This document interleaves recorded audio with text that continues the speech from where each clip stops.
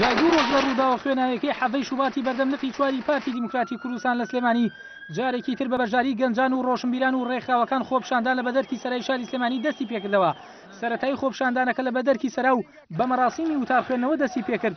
بەردەرکی سەرا ناوی لێنرا مەیدانی ئازادی وەک ئامادەکارانی ئەو کۆبوونەوەی ڕایدەگەێنن.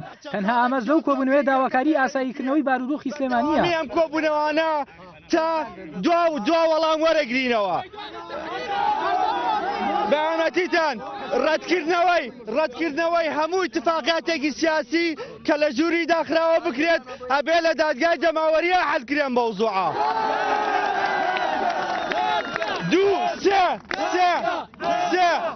سێ بەیانمەتیتان بە هیچ شێوەیەک بیانوو مەدەنە دەستیان کە گولەمان بەرامبەر بەکار بێنن با گیانی ئەم لاوانە بپارێزین. بەیانمەتیتان پاراستنی ئەم جەماوەرە پاراستی داواکاریەکانە ئەوەی گێرە شێوێنی تیەکە پەلاماری خەڵکەیە پەلاماری مڵک و ماڵ و دامەزراوایە ئەوە بەشێک نییە لەم ڕێپێوانە بەشێک نییە لەم ناڕەزایەتیە. پاشان خۆپشاندەران بەڕێکەوتن بۆ شەقامی مەولەوی و بەهۆی ڕێگرتنی هێزەکانی ناوخۆوە خۆپشاندەران ڕویان کردە گەڕەکی کانێستان و مزگەوتی گەورەی شاری سلێمانی. خۆپشاندەران جگەل لە وتنەوەی دروشم دژی سیستمی فەرمانڕەوایی لە کوردستان داوای دەست بە جێکشانەوەی هێزەکانی زەرەبانیان دەکرد لە شاری سلێمانی. ئێمە ئەمانەوێ بە ئینسانانە دەربچن لە شارەکە بەڵام ئەوانە یانەوێ بە توندوتیژی ئێرە داگیر و گەنجێکەمانەوێ خوێنی ڕێژوان وەرگری نامانەوێ ئەم شارە زێرەفانی داگیری.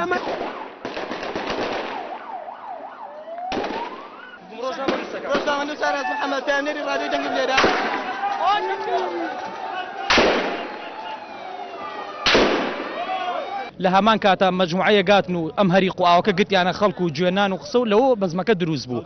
پاشان خەڵک بە سیارە بەسەر خەڵکا ڕۆشن و تەقەکردن و خەڵک. کاکە ژیان ئێمە ئەوە ئەو کەناڵانە هەر هەمووینا بەشایدن وەستا بووین بەڕیز هیچ شتێکمان نەکردو.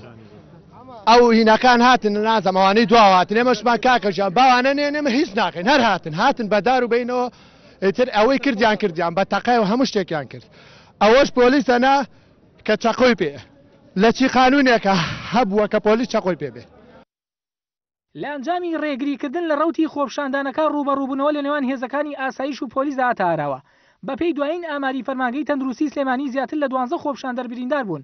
هێزەکانی ناوخۆ شێریشیان کردە سەر ژمارەیەک لە ڕۆژنامەنووسان. پاش بەردەوامی ئاڵۆزیەکەی ئەمڕۆی شاری سلێمانی خۆپشاندەران تەنها داواکاریان بڵاوە پێکردنی و هێزانە بوون کە ڕەوانەی شاری سلێمانی کراون. بڕیارنامەکەیێنن سلێمانی. کۆبوونەوەیەکی عەفەویانەی جەماوەرێکی خەڵقێم شارەیە کە دوو ڕۆژە لە مەینە ئەوڵی خۆڵی بردووی بەسەراکراوە لەبەرەوەی بێڕێزی بەرامبەر بەم شارە کراوە. ئەمە موشکیلەکەیە ئێمە داواکاریمانەیە ئەم داواکاریانە کە جێبەجێ نەکردن هەموو ڕۆژە لەسەر جادەین بکشێوە. داواکاریەکانی خۆپشاندەرانی ئەمڕۆی شاری سلێمانی کشانەوەی ئەو هێزە چەکدارانەی کە هێنراونەتە شاری سلێمانی پاراستنی سەرۆگیانی هاوڵاتیان بە شێوەیەک کە تەنها خوێنی هاوڵاتیان هێڵی سوور بێت ئازادکردنی دەستگیرکراوان کە زیاتر لە 50 کەس دەبن دادگایکردنی لێپرسراوی یەکەمی لەقی چواری پارتی دیموکراتی کوردستان و ئەو کەسانەی تەقان لە خۆپشاندەران کردووە لە ڕۆژی 17 شوباتدا حکوومەتی هەرێم چاکسازی بکات و دەرچێت لەوەی ببێتە ئامرازی دەستی حەزب.